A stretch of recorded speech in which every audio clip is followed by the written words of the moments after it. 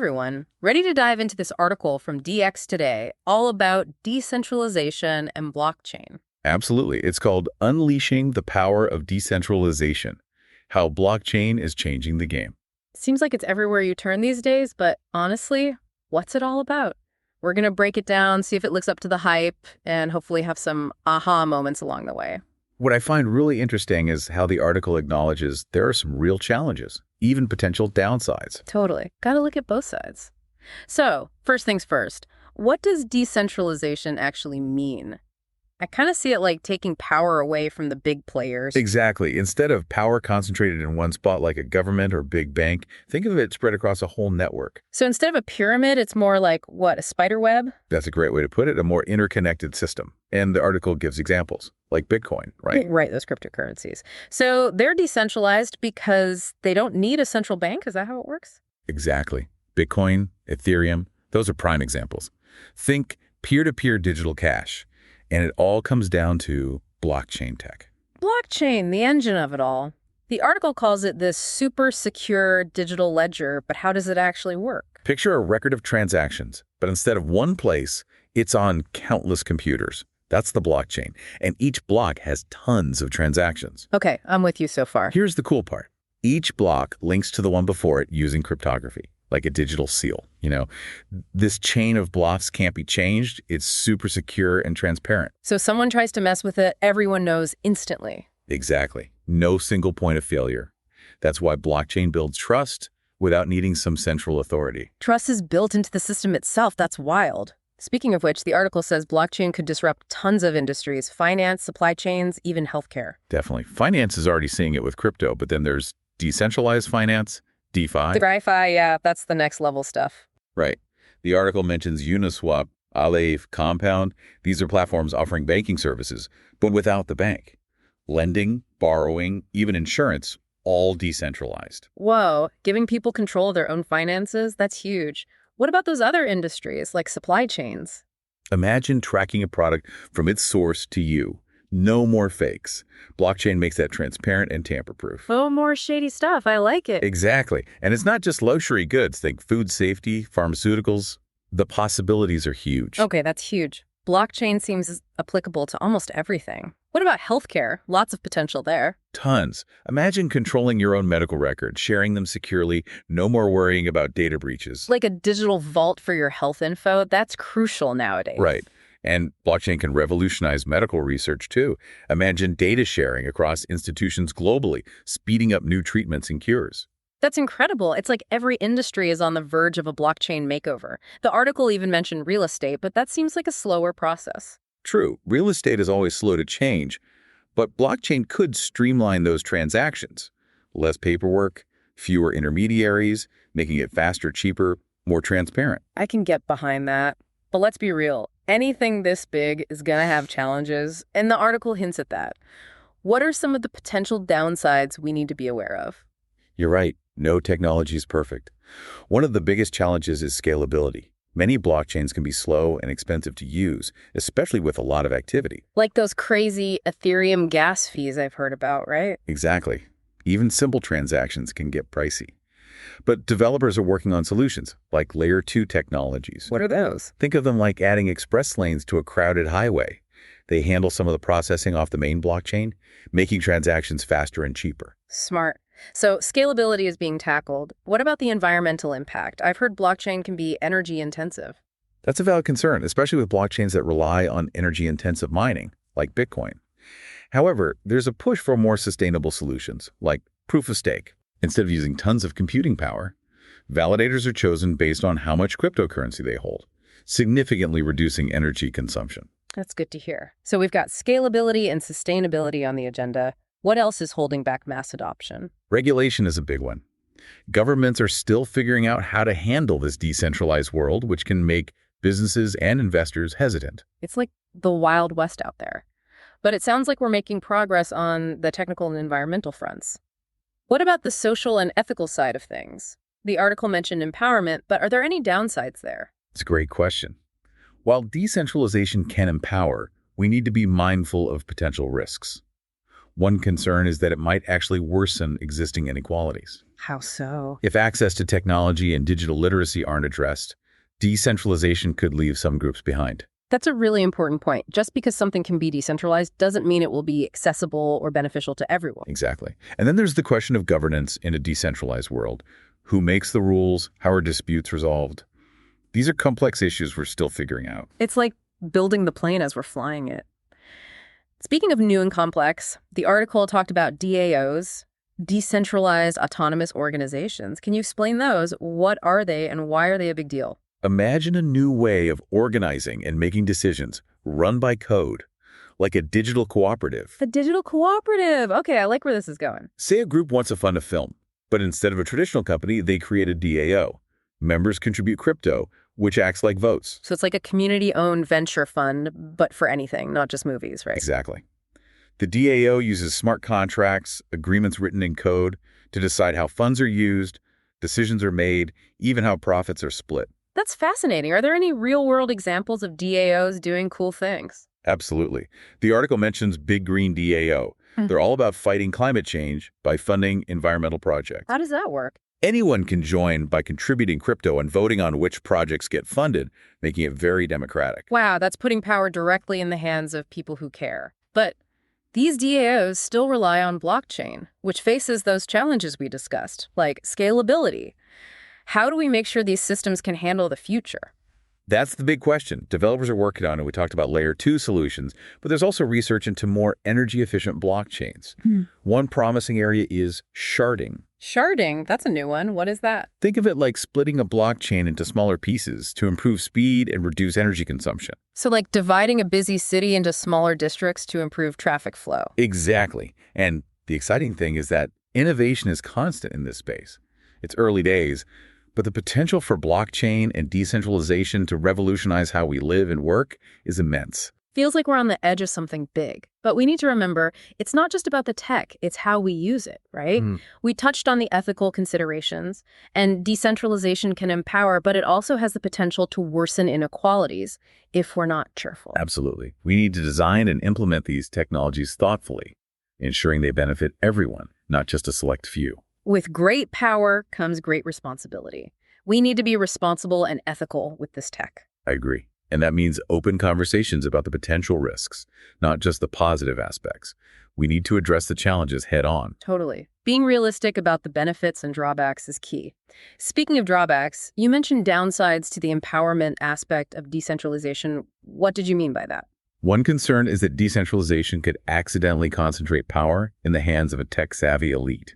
If access to these technologies isn't democratized, it could widen the gap between those who benefit and those left behind. That's a valid point. Early adopters often have an advantage, but how do we make sure everyone has a chance to participate? It comes down to digital literacy and inclusion. We need to make sure everyone has the knowledge and skills to navigate this new decentralized world. So it's about building the technology in a more equitable, accessible digital space for everyone. Exactly. And it's not just individual access. We need to consider how decentralization impacts governance on a larger scale. If power shifts away from traditional institutions, who fills the void? How are decisions made? It's like we're redrawing the map of power. The author of the article seems cautiously optimistic about the future of decentralization. Do you share that optimism? I do, but with a healthy dose of realism. Challenges remain, but this technology's potential to create a more equitable, transparent, and empowering world is too great to ignore. It's our responsibility to shape that future for the benefit of everyone. I love that. So for our listeners who might be feeling a little overwhelmed with all this information, what's the one key takeaway you want them to remember about decentralization? Ultimately, decentralization is about giving individuals more control over their lives, whether it's their finances, their data, or their decision-making power. It's about shifting from a world where power is concentrated to one where it's more evenly distributed. Powerful message. It sounds like we're still in the early stages of this decentralization revolution. What can our listeners do if they want to learn more or get involved in shaping this future? There are so many ways to get involved. Start with curiosity. Read articles. Listen to podcasts. Follow thought leaders in the space. The more you learn, the more you'll see the potential of this technology. So true. Knowledge is power. And don't be afraid to get your hands dirty. Experiment with blockchain applications. Join a DAO that aligns with your interests. Experience is the best teacher. Love that. Dive in and get involved. It's the best way to learn and potentially even contribute to this next wave of innovation. I'm feeling inspired after reading this article and having this conversation. Me too. It's an exciting time to be following this space. We've covered a lot of ground today. We unpacked the basics of decentralization and blockchain, explored its potential impact across industries, and grappled with some of the challenges and ethical considerations. But as with any good deep dive, we want to leave you with something to ponder. Always. Keeps the mind sharp. Exactly. The author focused on decentralization's benefits, which are huge, but what about the potential downsides of taking power away from established institutions, even if they're not perfect? Could there be unintended consequences? And if so, what might those be? The million-dollar question. It's something to think critically about as we move further into this decentralized future. There's no easy answer, and the path forward will likely involve both centralized and decentralized systems working together. Finding that balance is key, isn't it? Absolutely. Too much of anything can be a bad thing. We need to find that sweet spot where we leverage the strengths of both approaches. It's all about finding that balance. This has been such a thought-provoking conversation. Thanks for joining us on this deep dive into the world of decentralization and blockchain. It's been my pleasure. And to our listeners, keep exploring, keep questioning, and keep imagining the possibilities. The future is waiting to be built, and it's up to all of us to shape it in a way that benefits everyone. Until next time, stay curious. Think of a DAO as like a new way of organizing, like a digital cooperative, but run by code. Okay, a digital cooperative run by code. So how does that actually work? So imagine, let's say, a group of people want to fund a new film project, right? Okay. But instead of going through a traditional production company, they decide, hey, let's create a DAO for this. Each member contributes some cryptocurrency to the DAO. Right. And those contributions, they basically act like votes. Interesting. And then the DAO uses these things called smart contracts, which are essentially self-executing agreements, but, and here's the key, they're written in code. Okay, so the rules are all coded in. Precisely. So these smart contracts, they determine how the funds are used, how decisions are made, even how profits are distributed among the DAO members. So it's like a community-owned and operated venture fund, but it could be for anything, not just movies, right? Exactly. It could be for funding creative projects, developing new technologies, even supporting social causes. The possibilities are pretty much endless. That's such a cool concept. But I'm curious, are there any real-world examples of DAOs actually, doing cool things out there in the wild? Oh, absolutely. There are actually quite a few DAOs making waves already. One example from the article is a DAO called Big Green DAO. Big Green DAO. They're focused on, combating climate change. Admirable goal. Right. And they do this by funding and supporting various environmental projects. That's awesome. And what's really interesting is that anyone can become a member of Big Green DAO simply by contributing cryptocurrency. So it's like really democratizing philanthropy in a way. Exactly. And they get to vote on, which projects receive funding. It's a very transparent and democratic process. I love that. But we've got these DAOs popping up, trying to change the world, but they still rely on blockchain technology, which, as we discussed, has its own set of challenges, like scalability. Right. So how do we make sure these systems can handle the future, especially as more and more people get involved? What's being done to address those limitations? That's a great question, and it's something that developers are actively working on. Of course. We talked about those layer 2 solutions as one way to address scalability. Right, like adding more lanes to the highway. Exactly. Yeah. But there's also a lot of research and development happening around more energy-efficient blockchain technologies. Oh, that's good to hear. Because the environmental impact is something we definitely need to consider. Absolutely. One promising area is something called sharding. Sharding. Okay, break that down for me. So imagine, instead of having one massive blockchain trying to process every single transaction, Right. you split it up into smaller, more manageable pieces. Okay. And each of these shards, as they're called, can process transactions independently. So it's like dividing a busy city into smaller districts, each with its own, local government, to make things run more smoothly. That's a great analogy. And the beauty of this is that it can dramatically increase transaction speeds while also reducing the overall energy consumption. So sharding is like work smarter, not harder, applied to blockchain. Exactly. And that's what's so exciting about this space. Innovation is happening at an incredible pace. Yeah. It feels like every day there's something new and mind-blowing being developed. It really is. It's still early days, of course, but the potential for blockchain and decentralization to revolutionize how we live, work, and interact with each other is just immense. It's like we're on the cusp of a new era, but with any major technological shift, it's not just about the technology itself, right? Yeah. It's about how we choose to use it and Right. what impact it has on society as a whole. Couldn't agree more. And that brings up, again, those ethical considerations we touched on earlier.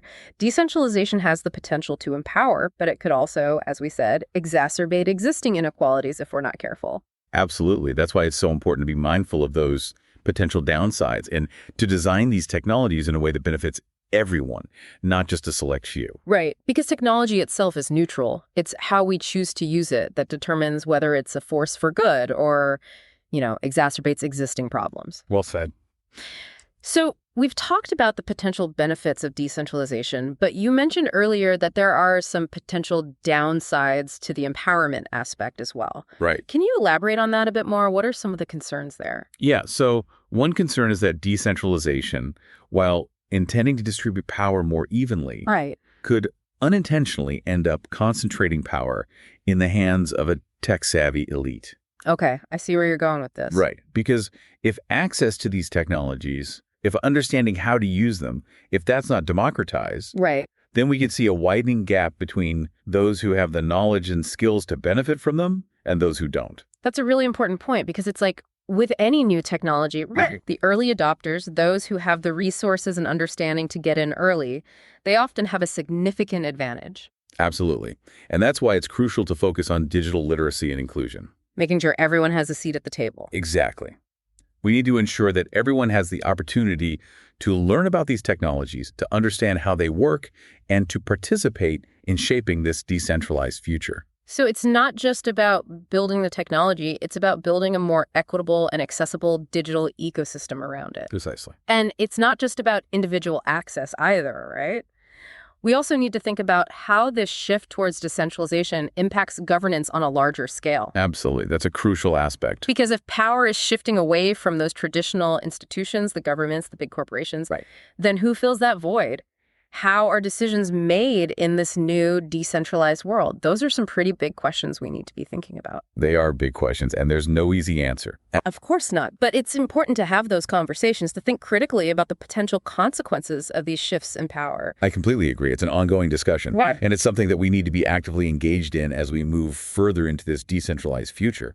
Well, in the article, the author seems cautiously optimistic about the future of decentralization. Do you share that optimism? Or are you a bit more, wary of the potential pitfalls? I'm cautiously optimistic as well. I think it's important to acknowledge that there are still many challenges to overcome, many questions that we don't have answers to yet. Of course. But at the same time, the potential for this technology to create a more equitable, transparent, and empowering world, I think that's just too great to ignore. Yeah, the potential benefits are huge. They are. And it's up to us to shape that future, to guide this technology in a way that benefits everyone. I love that. So for our listeners who might be feeling a bit overwhelmed by all of this, what's the one key takeaway you want them to remember about decentralization? If they only remember one thing from this conversation, what would it be? I think the most important thing to remember is that decentralization at its core is about giving individuals more control over their lives. Okay. I like that. Whether it's control over their finances, their data, or their decision-making power, it's about shifting from a world where power is concentrated in the hands of a few to a world where power is more evenly distributed. That's a powerful message. And it sounds like we're still in the early stages of this decentralization revolution, right? So there's still time for people to get involved, to learn, to experiment. Absolutely. It's never too late to learn and get involved. So for our listeners who are feeling inspired and want to dive in, what can they do? What are some ways to learn more or even get involved in shaping this future? I always tell people the best place to start is with curiosity. Curiosity. I like that. Right. Read articles like the one we're discussing, maybe listen to some podcasts, follow thought leaders on social media. Get engaged with the conversation. Exactly. The more you expose yourself to these ideas, the more you'll start to see the potential impact this technology could have. Knowledge is power, as they say. But it's not just about reading and listening, right? And at some point, you got to roll up your sleeves and dive in. Absolutely. Don't be afraid to get your hands dirty. Experiment with some of the blockchain applications out there. There are so many to choose from these days. I know, right? It's incredible how quickly this space is evolving. And if you're feeling really adventurous, maybe even join a DAO that aligns with your interests, something you're passionate about. Yeah, find a cause you believe in and see how you can contribute. That's awesome. It's like anything else. The best way to learn is by getting involved. Exactly. And who knows, you might just end up being part of the next big thing, creating something truly innovative. I'm feeling really inspired after reading this article and having this conversation. I don't know about you. Me too. It's definitely an exciting time to be following this space. It really is. Well, I think we've covered a lot of ground today. We've unpacked the basics of decentralization and blockchain, explored its potential across various industries, and grappled with some of the challenges and ethical considerations. Like you did it all. We did. But as with any good deep dive, we want to leave you with something to ponder, something to chew on as you go about your day. Always leave them wanting more, right? Exactly. So the author focused on the potential benefits of decentralization, which are huge, as we've discussed. It's huge. But it got me thinking, what about the potential downsides of shifting power away from those established institutions, even if they're not perfect? Could there be unintended consequences to consider? And if so, what might those be?